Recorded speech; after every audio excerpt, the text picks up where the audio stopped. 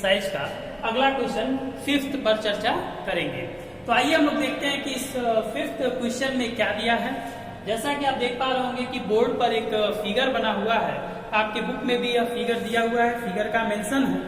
इसमें क्या कहता है इस फिगर में कि PQ PS पर लंब है। इस क्वेश्चन में क्या है, देखिए कि यह जो PQ लाइन आप देख रहे हैं, PQ इस PS पर लंब है। लंब होने का मतलब यह हो गया कि यहाँ का यह जो कोण है यह समकोण है, यानी 90 डिग्री का है। ठीक है, साथ ही साथ और क्या कह रहा है, PQ और SR समांतर है। PQ और SR यह दोनों समांतर रेखा है। ठीक है, इसके बाद SQR इस कोण का मान 28 डिग्री है, प्रश्न करता है, और QRT का मान 65 डिग्री है। हमें इसमें X का मान और Y का मान ज्ञात करना है। जैसा कि आप देख पा रहे होंगे यहाँ X का मान है, यहाँ Y का मान है। इसे हमें ज्ञात करना है कि X का मान कितना है, Y का मान कितना है। एक बार हम आपको और प्रश्न समझा देते हैं। प्रश्न यह कह रहा है कि यह जो PQ आप देख रहे हैं रेखा, यह PQ इस PS पर लंब है। ठीक है, PQ PS पर लंब है, और क्या है कि यहाँ पर जब लंब हो गया तो यह कोण 90 डिग्री का हो गया। यहाँ कोण का मान 28 डिग्री है, इस कोण का मान 65 डिग्री है। PQ और SR समांतर रेखा है, हमें X का मान और Y का मान ज्ञात करना है। तो चलिए हम ज्ञात करते हैं। तो देखिए, हम लोगों ने इसके पहले भी पढ़ा है कि अगर कोई दो समांतर रेखा है, इन दोनों समांतर रेखाओं को यदि कोई तिर्यक रेखा काटती है, कोई दो समांतर रेखा है जिसे कोई एक तिर्यक रेखा काटती है, तो इसके एकांतर अंतःकोण आपस में बराबर हो रहे हैं, बराबर ही होते हैं। तो आपको भी इस प्रश्न में ध्यान आ रहा होगा कि कहां कहां पर इस तरह से एकांतर अंतःकोण बन रहा है। तो आप देखेंगे, इसमें ध्यान देंगे कि आप देखिए कि जब SR रेखा और PQ रेखा, SR और PQ रेखा दोनों समांतर है, तो इसे तिर्यक रेखा बनकर कौन काट रहा है, तो QR इसको तिर्यक रेखा बन के काट रही है। जब QR इसे काटेगी तो यहाँ का कोण, यह कोण और यह पूरा कोण आपस में क्या होगा, बराबर होगा। लेकिन यहाँ के कोण में यह QS रेखा इसे कुछ भागों में, दो भागों में बांटा है, तो एक X हो गया और एक 28 हो गया है। यानी यहाँ का जो कोण होगा X प्लस 28 डिग्री बराबर होगा 65 डिग्री के एकांतर अंतःकोण के द्वारा। तो चलिए जरा इसे हम लोग हल करते हैं। तो देखिए, सबसे पहले इसका सोल्यूशन कैसे होगा, हम लोग इसके सोल्यूशन को देखते हैं। सोल्यूशन में हम लोग लिखेंगे कि कोण PQR, कोण PQR बराबर होगा कोण QRT के। QRT के ऊपर आप लिख दीजिएगा, क्योंकि PQ समांतर SR है और यह दोनों कोण बराबर है। कैसे, तो एकांतर अंतःकोण। ठीक है, ये तो आप समझ रहे होंगे। अब देखिए, इस PQR कोण को लिखना है, तो इस PQR ऐसे बन रहा है, तो इसमें देखिए दो कोण है, X भी और 28 भी है। यानी हम लिखेंगे X प्लस 28 डिग्री बराबर QRT का मान कितना है, 65 डिग्री है। अगर इसको हम आगे सॉल्व करते हैं तो X बराबर हो जाएगा 65 डिग्री माइनस 28 डिग्री।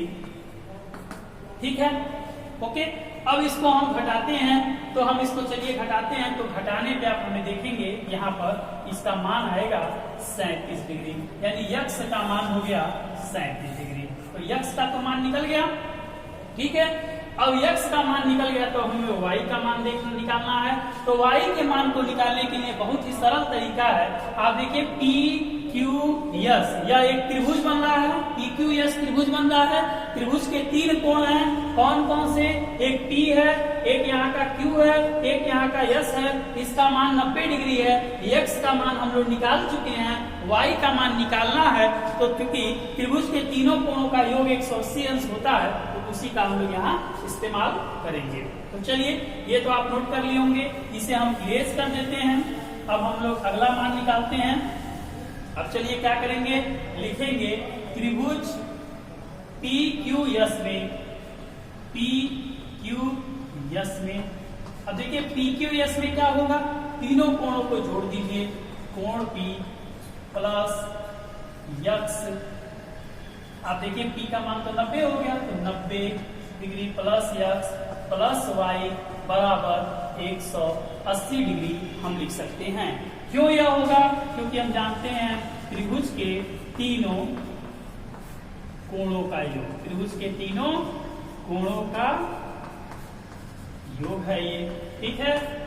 अब चलिए मान रख देते हैं, तो यह तो हो गया 90 डिग्री, यक्स का मान हम लोग अभी निकाले हैं 37 डिग्री प्लस वाई बराबर 180 डिग्री। अब यहाँ से यह जुड़ जाएगा, तो इसको जोड़ेंगे तो 7 हो जाएगा, यहाँ 12 हो जाएगा, प्लस वाई बराबर 180 डिग्री, तो वाई बराबर हो जाएगा 180 डिग्री माइनस 127 डिग्री। हल करेंगे तो हमें मिलेगा 53 डिग्री, यानी y का मान आ गया 53 डिग्री। प्रश्न संख्या 6 में आप जैसा कि चित्र देख रहे हैं, इसमें क्या बताया जा रहा है कि एक त्रिभुज है पी क्यू आर। त्रिभुज कौन सा है, पी क्यू आर। इसकी एक भुजा क्यू आर को हम यस तक बढ़ा दिए, ठीक है। तो देखिए कि जब यस तक बढ़ा दिए तो यहाँ पर एक कोण बहिष्कोण बन गया, बाहर की ओर कोण बन गया।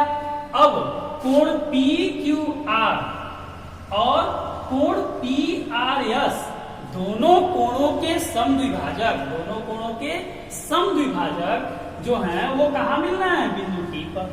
हमें सिद्ध क्या करना है कि जो क्यू टी आर है वो बराबर होगा 1/2 कोण क्यू पी आर के। तो चलिए इसको सिद्ध करते हैं, ठीक है।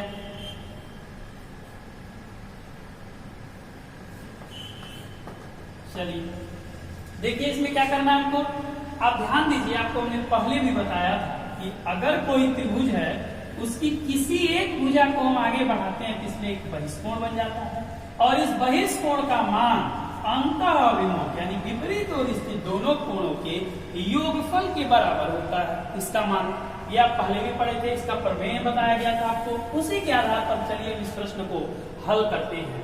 देखिए इसमें हम लिख सकते हैं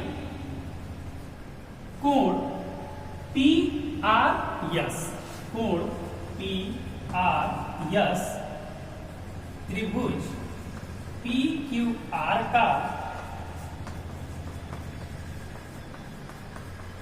बहिष्कोण है, ठीक है। तो देखिए जब यह बहिष्कोण है तो हम क्या करेंगे, बहिष्कोण है इसलिए हम लिखेंगे कोण पी आर एस बराबर कोण, देखिए इस पी आर एस कोण का मान बराबर हो जाएगा, किसके बराबर हो जाएगा, क्यू पी आर के, क्यू पी आर के, और प्लस करेंगे पी क्यू आर के, बराबर होगा पी आर एस का मान, पी आर एस का मान यानी इस बहिष्कोण का मान बराबर होगा क्यू पी आर के प्लस पी क्यू आर के, ठीक है। ये तो आप समझ गए। अब देखिए हम क्या कर सकते हैं, ध्यान दीजिए कि यह जो पी आर एस है यह तो यहां पर है, यह जो हमारा टी आर आप देख रहे हैं इस कोण को समद्विभाजित कर रहा है। तो जब यह इसको समद्विभाजित कर रहा है यानी इस कोण का मान और इस कोण का मान आपस में बराबर है, तो अगर हम पी आर एस को टी आर एस के दुगुना लिख दें, दो कोण टी आर एस, तो भी यह मान पी आर एस के बराबर होगा। जैसे फिर से समझिए, यह दोनों कोण आपस में बराबर हैं और हम इस पी आर एस का दुगुना कर दें तो यह पी आर एस के ही तो बराबर होगा। इसे हम कोण पी आर एस लिख दिए बराबर Q P R, Q P R, इसे आप छोड़ दीजिए क्यू पी आर को, plus P Q R, P Q R.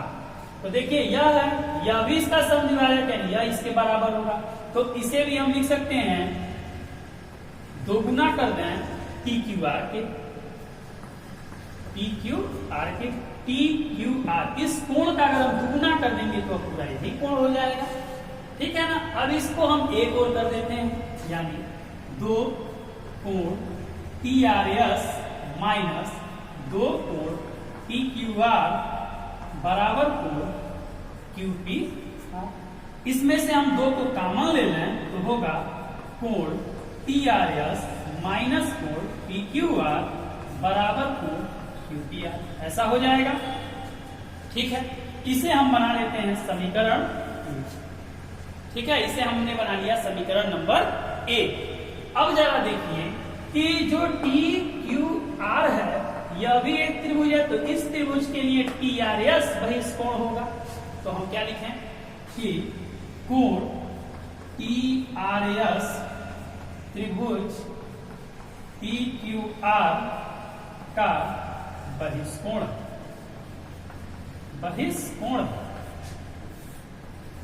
देखिए, तो जब यह बहिष्कोण हो जाएगा तो हम लिख सकते हैं कि कोण TRS बराबर कोण TRS का मान किसके बराबर होगा?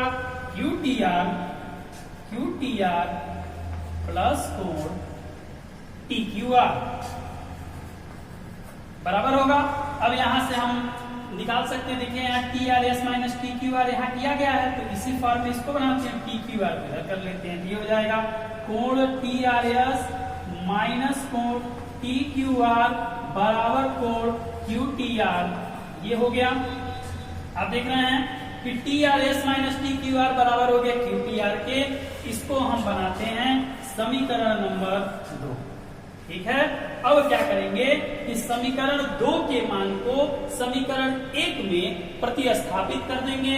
तो देखिए 2 में हमको मिला है TRS माइनस TQR बराबर QTR, यहाँ भी TRS माइनस TQR है, तो इसके जगह पर हम रख देंगे QTR। तो हम लिखेंगे समीकरण 2 का मान समीकरण 1 में प्रतिस्थापित करने पर कर दिए प्रतिस्थापित। तो जब इसको हम यहां प्रतिस्थापित करेंगे तो हो जाएगा 2 कोण QTR बराबर कोण QPR। अब यहां से कोण QTR बराबर हो जाएगा 1/2 कोण QPR। देखिए हमें सिर्फ भी यही करना था कि QTR बराबर 1/2 कोण QPR के, तो यह हो गया सिद्ध। Thanks for watching. A like would be appreciated. And don't forget to subscribe.